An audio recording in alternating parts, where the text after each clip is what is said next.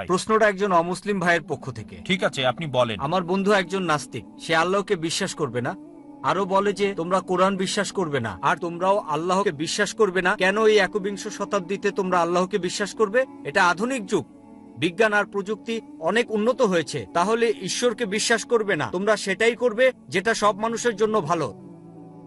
ভাই, ধন্যবাদ। আপনার নাস্তিক বন্ধুর পক্ষ থেকে প্রশ্ন করলেন, এই বিজ্ঞান আর প্রযুক্তির যুগে সৃষ্টিকর্তাকে বিশ্বাস করব কেন, বরং ভালো মানুষ হওয়ার চেষ্টা করব। আমি প্রথমে যে কাজটা করব, আপনার বন্ধুকে অভিনন্দন জানাবো। কেন? কারণ দুর্ভাগ্যজনকভাবে বেশিরভাগ মানুষই অন্ধভাবে বিশ্বাস করে।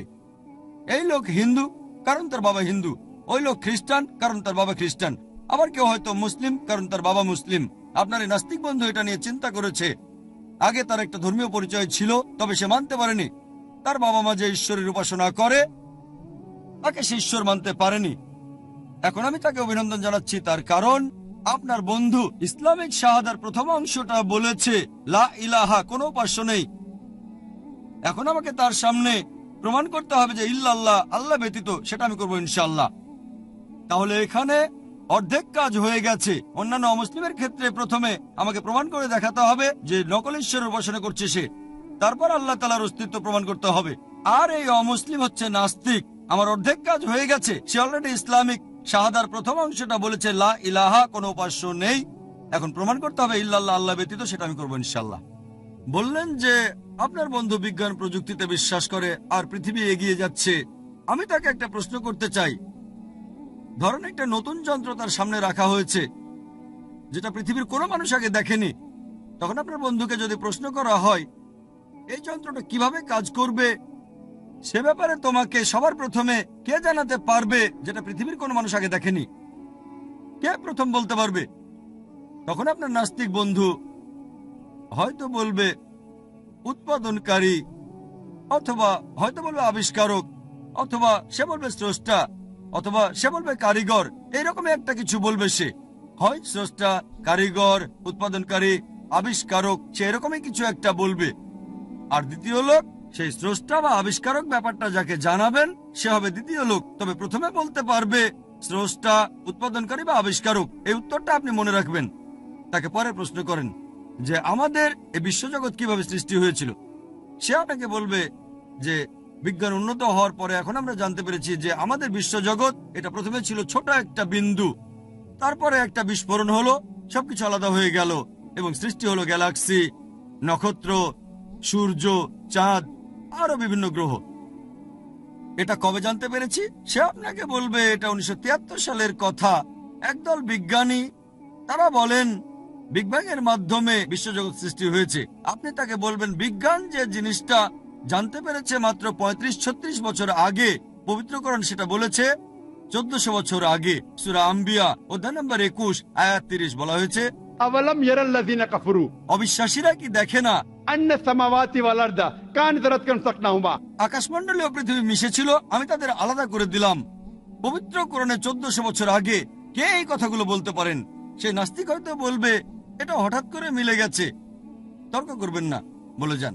তাকে পরের প্রশ্ন করেন আমাদের পৃথিবীর আকার কেমন। সে আপনাকে বলবে আগেকার দিনে পৃথিবীর মানুষ ভাবতো যে আমাদের এই পৃথিবী হচ্ছে সমতল। এরপর 1579 সালে স্যার ফ্রান্সিস ড্রেক জাহাজে পুরো পৃথিবী ঘুরে এসে প্রমাণ করলেন যে পৃথিবী বর্তুলাকার।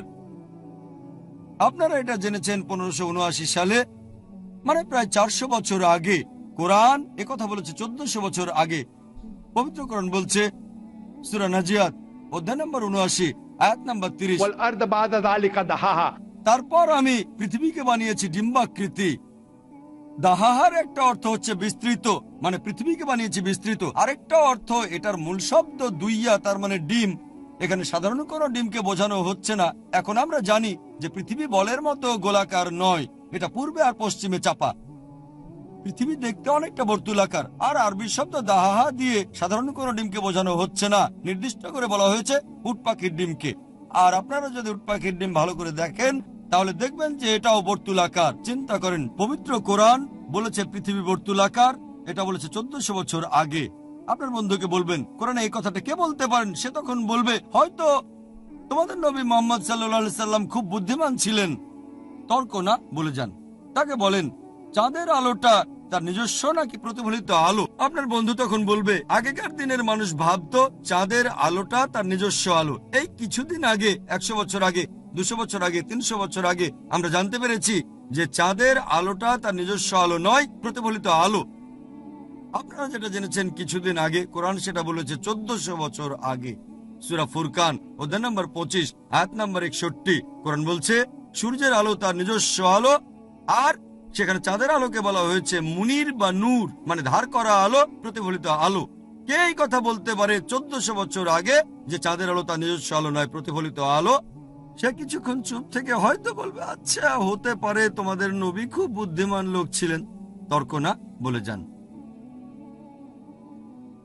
আমি স্কুলে শিখেছিলাম যে সূর্য প্রদক্ষিণ করছে এই সৌরজগতে, এই গ্যালাক্সিতে, তবে নিজ অক্ষের চারপাশে আবর্তন করছে না। কোরআনে কি এটা লেখা আছে? না, আমি এটা পড়েছিলাম স্কুলে 1982-তে। স্কুলে 1982, 27 বছর আগে আমি পড়েছিলাম যে সূর্য স্থির থাকে, কিন্তু পবিত্র কোরআন বলছে সূরা আম্বিয়া অধ্যায় 21 আয়াত নম্বর 33, هو الذي خلق الليل والنهار আল্লাহ সৃষ্টি করেছেন রাত ও দিন, والشمس والقمر সূর্য ও চন্দ্র, كل في فلك يسبحون। প্রত্যেকেই বিচরণ করে তার নিজ নিজ কক্ষপথে। আরবি শব্দ ইয়াসবাহুন, এটা দিয়ে চলন্ত কোনো কিছুর গতিকে বোঝানো হয়। কোরআন বলছে সূর্য আর চাঁদ প্রদক্ষিণের পাশাপাশি তাদের নিজ অক্ষের চারপাশে আবর্তিত হচ্ছে। আর বিজ্ঞান এখন জানতে পেরেছে যে নিজ অক্ষের চারপাশে ঘুরে আসতে সূর্যের প্রায় 25 দিন সময় লাগে। কোরআনে এই কথা কে বলতে পারেন 1400 বছর আগে? যেটা বিজ্ঞান জেনেছে সেদিন, হয়তো 20 বছর আগে, 30 বছর আগে। সে কথা বলবে না, উত্তরের অপেক্ষায় থাকবেন না, আপনি বলে যান। কোরআন বলছে আকাশের কথা। আল্লাহ তাআলা আকাশকে বানিয়েছেন সুরক্ষিত ছাদ, এটা ছাড়া পৃথিবীতে প্রাণী বাস করতে পারতো না। সূরা আম্বিয়া অধ্যায় নম্বর 21 আয়াত নম্বর 32 কোরআন বলছে পানিচক্র সম্পর্কে, এটা অনেক জায়গায় বলা হয়েছে। সূরা জুমার অধ্যায় নম্বর 39 আয়াত নম্বর 21, সূরা রুম অধ্যায় 30 আয়াত 24, সূরা হিজর অধ্যায় 15 আয়াত 22, সূরা মুমিনুন অধ্যায় 23 আয়াত 18, সূরা নূর অধ্যায় 24 আয়াত 40, সূরা আরাফ অধ্যায় 7 আয়াত 57। অনেক জায়গায় পবিত্র কোরআনে পানিচক্র সম্পর্কে একেবারে বিস্তারিত বলা হয়েছে। কে 1400 বছর আগে এই কথাগুলো বলতে পারেন? সে কথা বলবে না, সমস্যা নেই, আপনি বলে যান। কোরআন বলছে বায়োলজি সম্পর্কে, প্রাণবান সবকিছু সৃষ্টি করলাম পানি থেকে। কোরআন বলছে বোটানি সম্পর্কে, যে আমি সব গাছপালা সৃষ্টি করেছি জোড়ায় জোড়ায়, তার মানে হচ্ছে দুটো লিঙ্গ, পুরুষ ও স্ত্রী। সূরা তাহা অধ্যায় নম্বর 20 আয়াত নম্বর 53 কোরআন বলছে প্রাণীদের সৃষ্টি করা হয়েছে পানি থেকে। সূরা নূর অধ্যায় নম্বর 24 আয়াত নম্বর 45 কোরআন বলছে যে মানুষও সৃষ্টি করেছে পানি থেকে। সূরা ফুরকান অধ্যায় নম্বর 25 আয়াত নম্বর 54। এছাড়াও কোরআন বলছে জেনেটিক্স নিয়ে, যে পুরুষের শুক্রাণুই সন্তানের লিঙ্গ নির্ধারণ করে। সূরা নাজম অধ্যায় নম্বর 53 আয়াত 45 ও 46। এছাড়াও সূরা কিয়ামা অধ্যায় নম্বর 75 আয়াত 37 থেকে 39 কোরআন বলছে ভ্রূণবিদ্যা সম্পর্কে।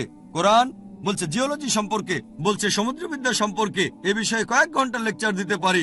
কোরআনের বৈজ্ঞানিক তথ্য বলার পরে আপনার বন্ধুকে আপনি বলেন কোরআনে কে এই কথাগুলো 1400 বছর আগে বলতে পারে, সে তখন একটা উত্তরই দেবে, সেটা স্রষ্টা, উৎপাদনকারী, কারিগর, আবিষ্কারক। এই স্রষ্টা, এই উৎপাদনকারী, এই কারিগর, আমরা মুসলিমরা তাকে বলি আল্লাহ, বলি স্রষ্টা। বর্তমানের বিজ্ঞান ঈশ্বরকে বাদ দিচ্ছে না, ঈশ্বরের কিছু মডেলকে বাদ দিচ্ছে। লা ইলাহা ইল্লাল্লাহ। এ কারণে একজন বিখ্যাত দার্শনিক ফ্রান্সিস বেকন তিনি বলেছেন, বিজ্ঞান সম্পর্কে অল্প জানলে আপনি হবেন নাস্তিক, তবে বিজ্ঞান সম্পর্কে বেশি জানলে সৃষ্টিকর্তার কাছাকাছি চলে আসবেন। আপনার বন্ধুকে আমার ভিডিও ক্যাসেট দেখতে বলবেন, is the Quran God's word আর কোরআন এন্ড মডার্ন সায়েন্স। এখানে আমি প্রমাণ করেছি আল্লাহ সুবহানাহু ওয়া তাআলার অস্তিত্ব। আশা করি উত্তরটা পেয়েছেন। আমি অমুসলিম ভাই বোনদের অনুরোধ করছি, যদি আপনাদের কৌতূহল হয় যে কেন এই কোরআন বুঝে পড়তে হবে, কোরআন অবশ্যই বুঝে পড়তে হবে। আপনারা হয়তো আরো বই পড়েছেন যেটা খুবই সুন্দর, আপনাদের জন্য অনেক ইন্টারেস্টিং। আপনারা চাইলে যে কোনো প্রশ্ন করতে পারেন।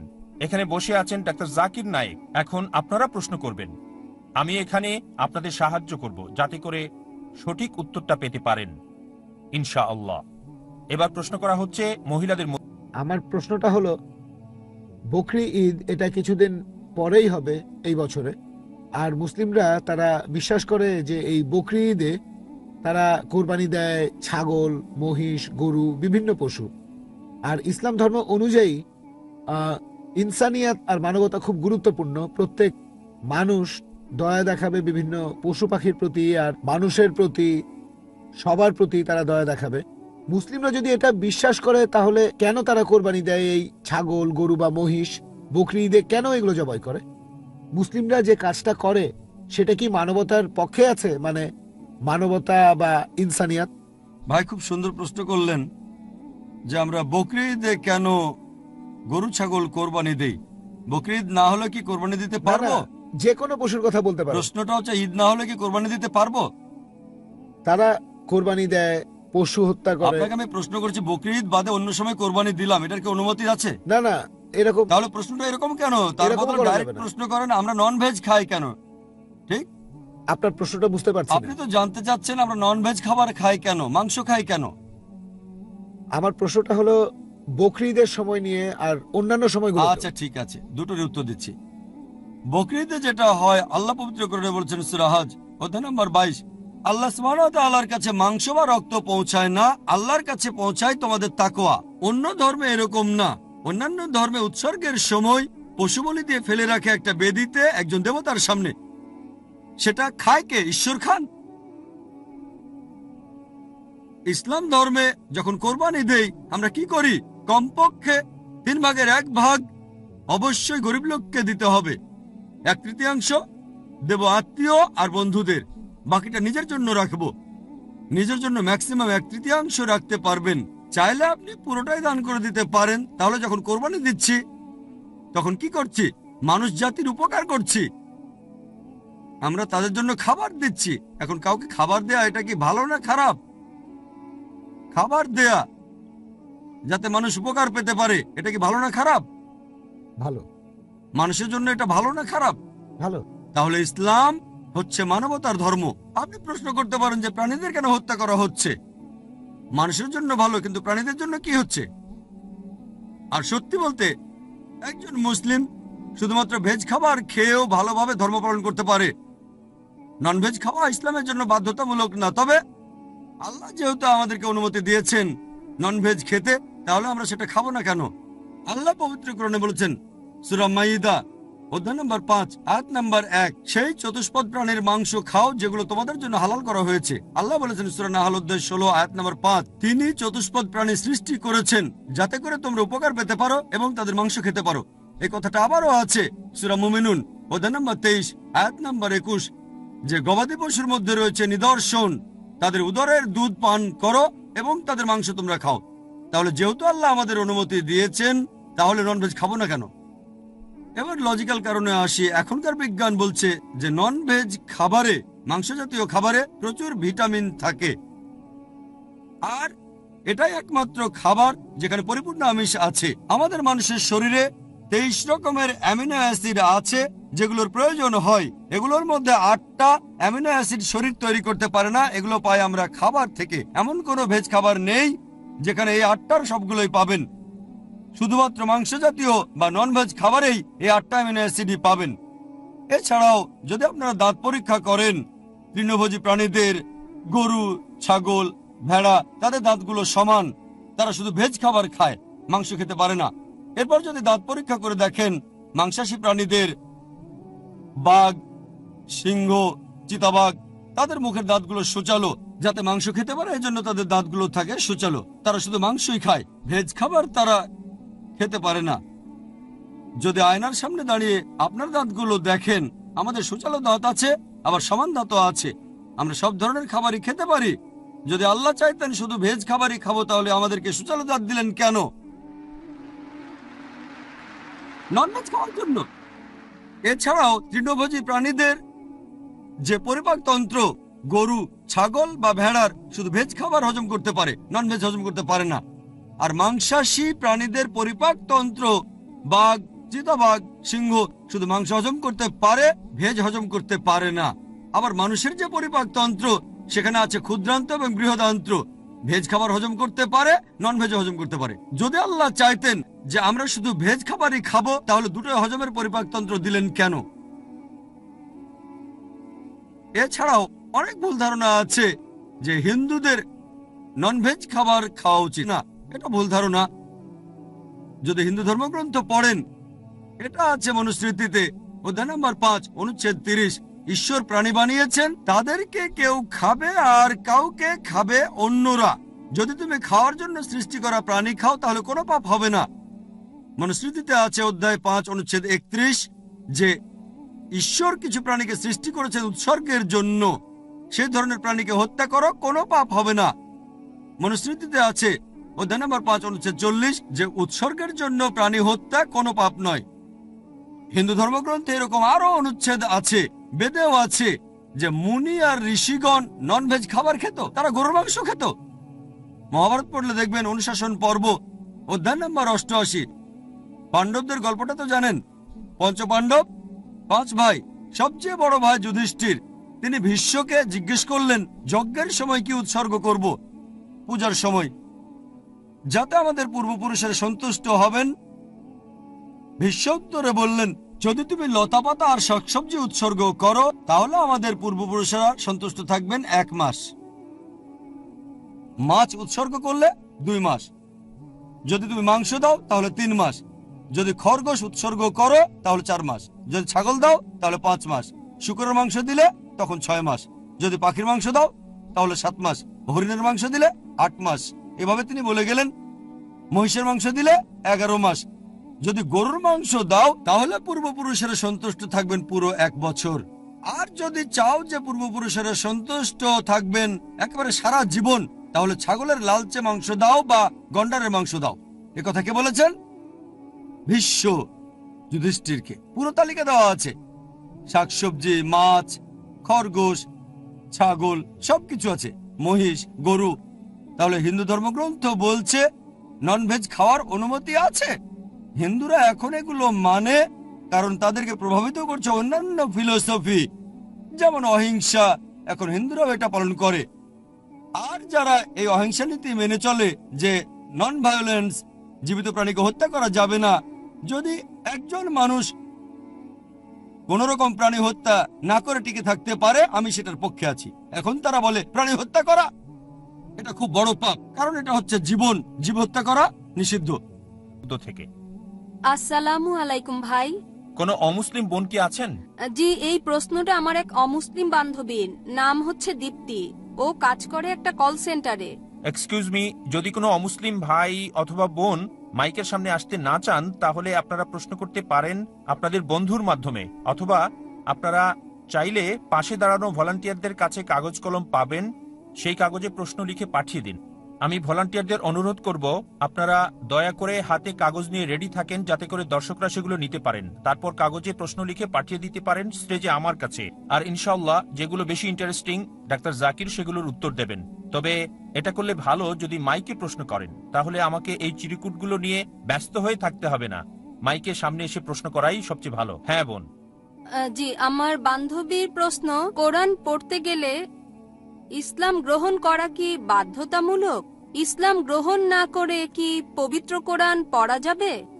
বোন খুব সুন্দর প্রশ্ন করেছেন যে পবিত্র কোরআন পড়তে গেলে ইসলাম গ্রহণ করা কি বাধ্যতামূলক, বা ইসলাম গ্রহণ না করে কোরআন পড়া যাবে কিনা। আমি আমার লেকচারও বলেছি যে কোরআন নাজিল হয়েছে পুরো মানব জাতির দিক নির্দেশনা হিসেবে। এটা বাধ্যতামূলক না যে কোরআন পড়তে গেলে আগে মুসলিম হতেই হবে। তবে ইনশাআল্লাহ যদি কোরআন পড়েন মন খোলা রেখে আর নিরপেক্ষ ভাবে মুক্ত চিন্তা নিয়ে, ইনশাআল্লাহ কোরআন পড়ার পরে ইনশাআল্লাহ ইসলাম গ্রহণ করবেন। আর এই কারণে ইউসুফ ইসলাম একটা সাক্ষাৎকারে বলেছিলেন, এটা ভালো হয়েছে যে আমি কোরআন পড়েছিলাম মুসলিমদের দেখার আগে। তিনি পবিত্র কোরআন পড়ে ইসলাম গ্রহণ করেন। কোরআন পড়ার আগে মুসলিমদের দেখলে হয়তো ইসলাম গ্রহণ তিনি করতেন না। তাহলে কোরআন হচ্ছে সবচেয়ে সেরা দৃষ্টান্ত। এটা পুরো মানব জাতির দিক নির্দেশনা। আর আপনার বান্ধবী অবশ্যই পবিত্র কোরআনের অনুবাদ পড়তে পারেন যে ভাষায় তিনি সবচেয়ে ভালো বোঝেন, সে ভাষাটা। আর ওনার যদি কোনো প্রশ্ন থাকে আমাদের ইমেল করতে পারেন। আমাদের ওয়েবসাইট অ্যাড্রেস www.irf.net। আশা করি উত্তরটা পেয়েছেন। এই প্রশ্নটা করেছে একজন ছাত্রী অপর্ণা, ও দর্শকদের মাঝেই আছে। ওর প্রশ্ন হলো, শুক্রবারকে কেন এত বেশি গুরুত্ব দেয়া হয়েছে? বোন, আপনি প্রশ্ন করলেন যে শুক্রবারকে কেন এত বেশি গুরুত্ব দেওয়া হয়েছে। আমাদের নবী বলেছেন এটা অনেকটা সাপ্তাহিক ঈদের মতো। সাপ্তাহিক ঈদের দিন খ্রিস্টানদের যেমন আছে প্রতি রবিবার, ইহুদিদের হচ্ছে শনিবার, মুসলিমদেরটা একটু আলাদা হওয়া উচিত, সেজন্য নবী বেছে নিয়েছেন শুক্রবার। আর অনেক সহিহ হাদিসে শুক্রবারের গুরুত্বের কথা বলা হয়েছে। একটা হাদিসে বলা হয়েছে নূহ নবীর নৌকা সেই প্লাবন শেষ হলে মাটির উপর নেমে এসেছিল, সেটা শুক্রবারে। এরকম বেশ কিছু। তবে ইসলাম ধর্মের দিক থেকে এটা সাপ্তাহিক গুরুত্বপূর্ণ দিন। এই দিনে আমরা জামাতে নামাজ আদায় করি, আর এই জামাতে নামাজ খুবই গুরুত্বপূর্ণ। সাধারণত আমরা দিনে 5 ওয়াক্ত নামাজ পড়ি, তবে সপ্তাহে একদিন জুমার নামাজ পড়ি, সেখানে অনেক মানুষ হয়। এটা সাপ্তাহিক ঈদের মতো। সেই জামাতে নামাজ পড়া হচ্ছে বাধ্যতামূলক।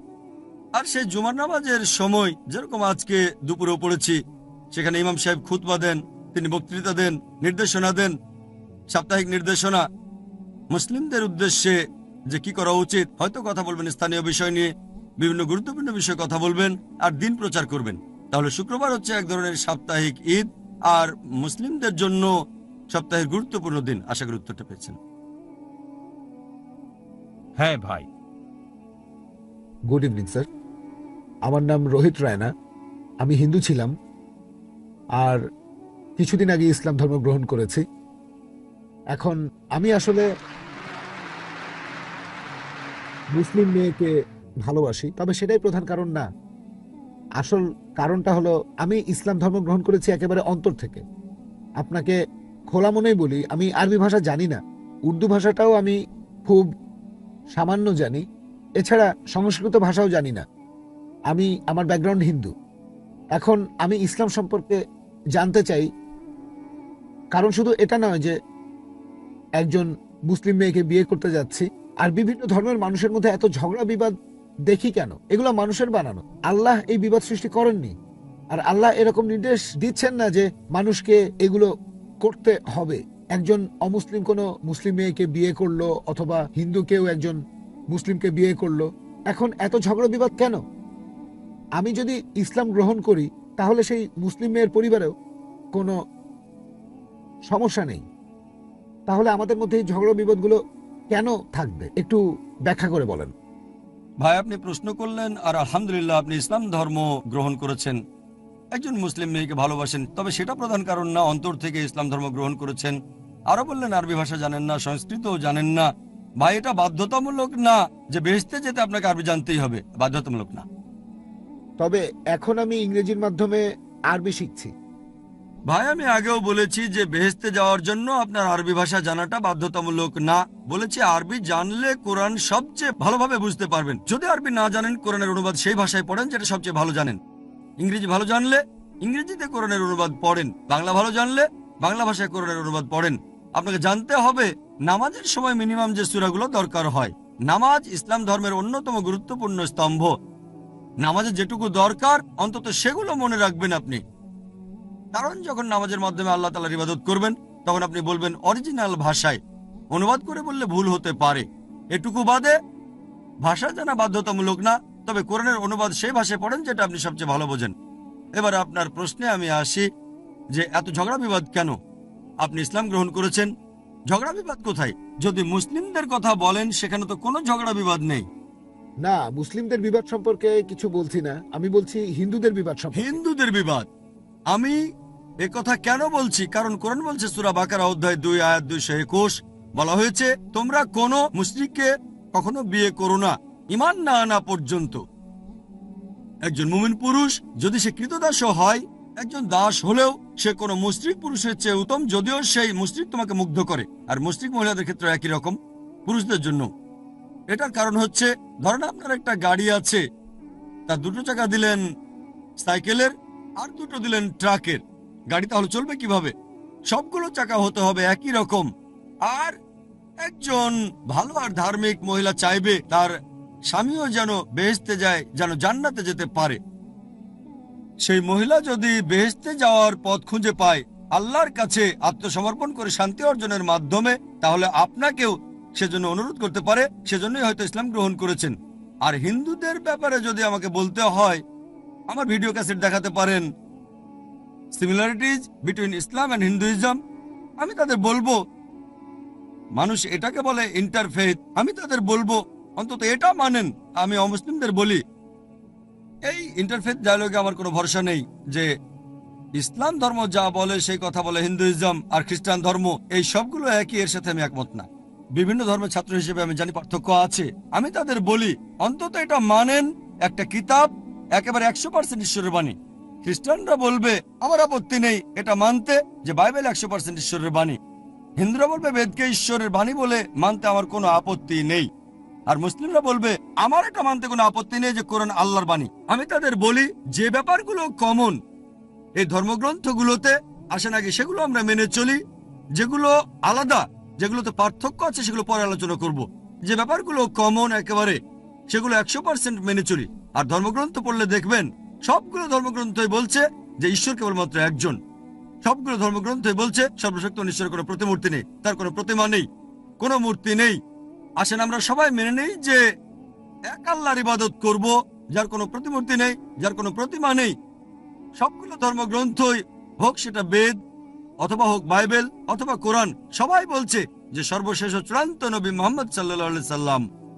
এমনকি আপনি বাইবেলেও দেখবেন সেখানে যীশু খ্রিস্ট সাল্লাম বলেছেন, এটা আছে গসপেল অফ জন অধ্যায় নম্বর 16 অনুচ্ছেদ 12 থেকে 14। যীশু খ্রিস্ট নিজের মুখে বলেছেন তোমাদেরকে অনেক কিছু বলার আছে, কিন্তু সেগুলো এখন সহ্য করতে পারবে না, কারণ যখন সত্যের আত্মা আসবেন তিনি তোমাদের সত্যের পথে নিয়ে যাবেন। তিনি নিজ থেকে কিছু বলবেন না, যা শুনবেন সে কথা বলবেন, তোমাদের ভবিষ্যতের কথা বলবেন। তাহলে এখানে যীশু খ্রিস্ট সাল্লাম তিনি বলেছেন তোমাদের আমি অনেক কথাই বলতে চাই, কিন্তু সেগুলো এখন বুঝতে পারবে না। যখন সত্যের আত্মা তোমাদের মাঝে আসবেন তিনি তোমাদের সত্যের পথে নিয়ে যাবেন। এখানে নবী মুহাম্মদ সাল্লাল্লাহু আলাইহি সাল্লাম সম্পর্কে বলছে। পৃথিবীর সবগুলো প্রধান ধর্মের পবিত্র গ্রন্থ, হিন্দুইজম, খ্রিস্টান ধর্ম, ইহুদি ধর্ম, ইসলাম, সব গ্রন্থই বলছে সৃষ্টিকর্তা একজন, শুধু তার ইবাদত করব, আর সর্বশেষ চূড়ান্ত নবী মুহাম্মদ সাল্লাল্লাহু আলাইহি সাল্লাম। তাহলে সব অনুসারীরা যদি তাদের ধর্মগ্রন্থ পড়েন ইনশাআল্লাহ এই বিরোধ থাকবে না, সবাই আল্লাহর কাছে আত্মসমর্পণের মাধ্যমে শান্তি অর্জন করতে পারবে। আশা করি উত্তরটা পেয়েছেন। কোনো অমুসলিম ভাই কি প্রশ্ন করবেন? কোনো বোন? আসসালামু আলাইকুম। এই প্রশ্নটা করেছেন একজন অমুসলিম বোন। ওনার প্রশ্নটা হলো যে হিন্দু ধর্মগ্রন্থগুলোতে বেশ কিছু অনুচ্ছেদ আছে যেখানে এক ঈশ্বরের কথা বলা হয়েছে, আবার কিছু অনুচ্ছেদে পুরোপুরি উল্টো কথা। এখন প্রশ্ন হলো যে সেই অনুচ্ছেদগুলোর ব্যাপারে আপনি কি বলবেন যেগুলো বহু ঈশ্বরের কথা বলছে? বোন খুব সুন্দর প্রশ্ন করেছেন যে হিন্দু ধর্মগ্রন্থে কিছু অনুচ্ছেদ এক ঈশ্বরের কথা বলছে, সেগুলো আমিও বলেছি। তবে আরো কিছু অনুচ্ছেদ পুরো উল্টো কথা বলছে, অনেক ঈশ্বরের কথা বলছে। সেগুলোর উদ্ধৃতি দিনই কেন? কথা আগেও বলেছি যে হিন্দু ধর্মগ্রন্থগুলোর মধ্যে সবচেয়ে পবিত্র যে গ্রন্থটা সেটা হচ্ছে বেদ। আর বেদ মূলত এক ঈশ্বরের কথা বলছে। আরো কিছু ধর্মগ্রন্থ আছে হিন্দুইজমে যেগুলোর অবস্থান কিছুটা নিচে, সেখানে প্যান্থাইজমের কথা বলা হয়েছে, বহিশ্বরের কথা বলা হয়েছে। তবে এখানে যুক্তিটা হচ্ছে পরস্পর বিরোধী কিছু থাকলে মেনে চলবো যেটা উপরে। আর আগে ওই কথা বলেছি আমাদের মধ্যেকার পার্থক্যগুলো নিয়ে পরে আলোচনা করব আমরা। এখন সেখানে যদি বহু ঈশ্বর নিয়ে অনুচ্ছেদ থাকে, কোরআনে তো কোনো বহু ঈশ্বর নিয়ে আয়াত নেই, তাহলে এটা কমন না। আমরা সেগুলো নিয়ে আলোচনা করছি যেগুলো কমন। আর ঈশ্বরের কথা পরস্পর বিরোধী হয় কিভাবে? সৃষ্টিকর্তা কিভাবে এক জায়গায় বলেন ঈশ্বর একজন, অন্য জায়গায় বলেন ঈশ্বর অনেকজন? তার মানে কথাটা পরস্পর বিরোধী। আর পরস্পর বিরোধী হলে সেটা ঈশ্বরের বাণী নয়। তাহলে একজন হিন্দু ঠিক করবে এমন ধর্মগ্রন্থ কিভাবে মানবে যার কথা পরস্পর বিরোধী হয়? কোরআন বলছে সূরা নিসা অধ্যায় 4 আয়াত নম্বর 82, अफला यतदब्बरून कुरान वलो काना मिन इंद गैरिल्लाह लवजदू फी इख्तिलाफन कसीरा। তবে কি তারা কোরআন সম্পর্কে অনুধাবন করে না? এটা আল্লাহ ব্যতীত অন্য কারণে নিকট থেকে আসলে তাতে অনেক অসঙ্গতি থাকতো, সেখানে অনেক ভুল থাকতো। তাহলে ঈশ্বরের বাণীতে অসঙ্গতি থাকবে কেন? যদি ধর্মগ্রন্থে কোনো অসঙ্গতি থাকে বাতিল করে দেব আমরা। খুব সহজ। আর যদি মেনে চলেন আমার ফর্মুলাটা, আমি শুধু সেগুলোই নিচ্ছি যেগুলো কমন। আমি হিন্দুইজম ও ইসলামের পার্থক্য নিয়ে আরো অনেক লম্বা লেকচার দিয়ে যেতে পারি, তবে আজকে পার্থক্য নিয়ে কথা বলতে আসিনি। এসেছি সাদৃশ্য নিয়ে কথা বলতে, কারণ আল্লাহ তাআলা পবিত্রকরণে বলেছেন কিভাবে অন্য মানুষকে বোঝাতে হবে। সূরা আলে ইমরান অধ্যায় নম্বর 3 আয়াত 64 বলা হয়েছে, تعالوا إلى كلمة سواء بيننا وبينكم এসো সেই কথায় যা তোমাদের ও আমাদের মধ্যে এক। প্রথম সাদৃশ্যটা কি? ألا نعبد إلا الله আমরা আল্লাহ ব্যতীত কারো ইবাদত করি না, ولا نشرك به شيئا অন্য কিছুকে তার শরীক করি না। ولا يتخذ بعضنا بعضا أربابا من دون الله আমরা আমাদের মধ্য থেকে আল্লাহ ব্যতীত অন্য কাউকে রব হিসেবে গ্রহণ করি না। فإن تولوا যদি তারা মুখ ফিরিয়ে নেয়, فقولوا اشهدوا বলো তোমরা সাক্ষী থাকো بأننا مسلمون। নিশ্চয়ই আমরা মুসলিম, আল্লাহ তাআলার কাছে আত্মসমর্পণ করি। এই ফর্মুলাটা দেয়া আছে পবিত্র কোরআনে কিভাবে অন্য ধর্মের মানুষের সাথে কথা বলতে হবে। আমরা সাদৃশ্যগুলো দেখব, পার্থক্য নিয়ে পরে আলোচনা করব। আজকে আমরা সাদৃশ্যগুলো দেখব। আসুন অন্ততপক্ষে সেটা মেনে চলি যেটা কমন। আমি সেই অনুচ্ছেদগুলো বেছে নিয়েছি যেগুলো কোরআনের সাথে কমন। পরস্পর বিরোধী যদি কিছু থাকে সেটা বাদ দিয়ে দেই। আর আমি সেটাকে ঈশ্বরের বাণী বলে মনে করি না। তবে যেহেতু হিন্দুরা এটাকে ঈশ্বরের বাণী বলে মনে করে, তাই ধর্মগ্রন্থের উদ্ধৃতি দিয়েছি। আশা করি উত্তরটা পেয়েছে। হ্যাঁ ভাই। Good evening doctor Zakir Naik. আমার নাম গোলাপচাঁদ বিশ্বকর্মা। আমাদের এই পৃথিবীতে কেন এত ধর্ম সৃষ্টি হয়েছে? আমাদের চারপাশে এত বেশি ধর্ম কেন? এখানে একটা সেন্টেন্স লেখা আছে পিস টিভি লোগোর নিচে, যে পিস টিভি মানবতার সমাধান। এখানে আমার মতামত হলো এই যে শান্তির জন্য জ্ঞান আর বিজ্ঞতার প্রয়োজন। ধন্যবাদ। ভাই একটা প্রশ্ন করলেন যে পৃথিবীতে এত ধর্ম কেন, এটা প্রথম প্রশ্ন। আর তারপর একটা মন্তব্য করলেন যে শান্তি মানবতার সমাধান, এটা পিস টিভির স্লোগান। শান্তির জন্য প্রয়োজন জ্ঞান আর বিজ্ঞতা। আমি আপনার সঙ্গে একমত। আপনার প্রশ্নের প্রথম অংশটা নিয়ে যদি বলি যে পৃথিবীতে কেন এত বেশি ধর্ম, আমাদের বুঝতে হবে যে সর্বশক্তিমান ঈশ্বর আমাদের স্রষ্টা আল্লাহ সুবহানাহু ওয়া তাআলা পাঠিয়েছেন মাত্র একটা ধর্ম। আল্লাহ পবিত্র কোরআনে বলেছেন সূরা আলে ইমরান অধ্যায় নম্বর 3 আয়াত নম্বর 19, إن الدين عند الله الإسلام। একমাত্র ধর্ম, একমাত্র জীবন দর্শন যেটা আল্লাহ তাআলার গ্রহণযোগ্য, সেটা আল্লাহ তাআলার কাছে আত্মসমর্পণ করা। আল্লাহ তাআলা মাত্র একটা ধর্মই পাঠিয়েছেন। আর যত নবী রাসূল পৃথিবীতে এসেছেন, যেমন ধরেন আদম, ইব্রাহিম, মুসা, ঈসা, মুহাম্মদ, ওনারা সবাই শান্তিতে থাকুন। তারা মানুষকে একটা শিক্ষাই দিয়েছেন, আল্লাহর কাছে আত্মসমর্পণ করা। এখন আরবি ভাষায় যদি কেউ আল্লাহ তাআলার কাছে আত্মসমর্পণ করে তাহলে তাকে বলা হয় মুসলিম। আর ইসলাম, এই আরবি শব্দটার মূল আরবি শব্দটা হচ্ছে সালাম, যার মানে শান্তি। এর আরেকটা মূল আরবি শব্দ হচ্ছে সিলম, যার মানে আল্লাহ তাআলার কাছে নিজের ইচ্ছাকে সমর্পণ করা। তাহলে এক কথা ইসলাম মানে আল্লাহ তাআলার কাছে আত্মসমর্পণের মাধ্যমে শান্তি অর্জন করা। তাহলে আমাদের স্রষ্টা আল্লাহ তাআলা পাঠিয়েছেন মাত্র একটাই ধর্ম। তবে সময় বদলানোর সাথে সাথে ধর্মগ্রন্থগুলোও বদলে গেছে, বিকৃত হয়ে গেছে, নতুন জিনিস ঢুকেছে। আর এই ধর্মগ্রন্থ বদলানোর ব্যাপারে আল্লাহ পবিত্র কোরআনে বলেছেন সূরা বাকারা অধ্যায় নম্বর 2 আয়াত নম্বর 79, فويل للذين يكتبون الكتاب بأيديهم ثم يقولون هذا من عند الله ليشتروا به ثمنا قليلا فويل لهم مما كتبت أيديهم وويل لهم مما يكسبون। দুর্ভোগ তাদের যারা নিজ হাতে কিতাব রচনা করে আর বলে এটা আল্লাহর নিকট হতে। তারা এটা বলে তুচ্ছ মূল্য প্রাপ্তির জন্য। তাদের রচনার জন্য শাস্তি তাদের, যা উপার্জন করে সেজন্য শাস্তি তাদের। আল্লাহ তাআলা পাঠিয়েছেন অনেক আসমানি কিতাব, অনেক ইনস্ট্রাকশন ম্যানুয়াল। সময় বদলানোর সাথে সাথে এই ইনস্ট্রাকশন ম্যানুয়াল, আল্লাহর এই আসমানি কিতাব বদলে গেছে। যখন কোনো কিতাব বিকৃত হয়ে গেছে, আল্লাহ নতুন রাসূল পাঠিয়েছেন আর নতুন কিতাব।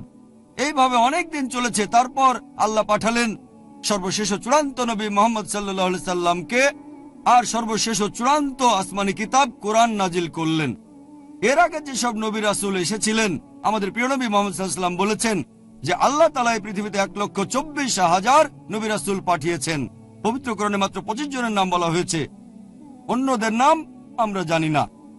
হতে পারে একজন প্রশ্ন করেছিল, আপনি কি মনে করেন, একজন হিন্দু আমাকে এই প্রশ্নটা করেছিল, আপনি কি রামকে আল্লাহর রাসূল বলে মানেন, অথবা শ্রীকৃষ্ণকে কি আল্লাহর রাসূল বলে আপনি মানেন? আমি বলবো, যেহেতু নামটা কোরআন হাদিসে উল্লেখ করা নেই, আমি জানি না। হতে পারে রাসূল, অথবা নাও হতে পারে, নিশ্চিত করে বলতে পারছি না।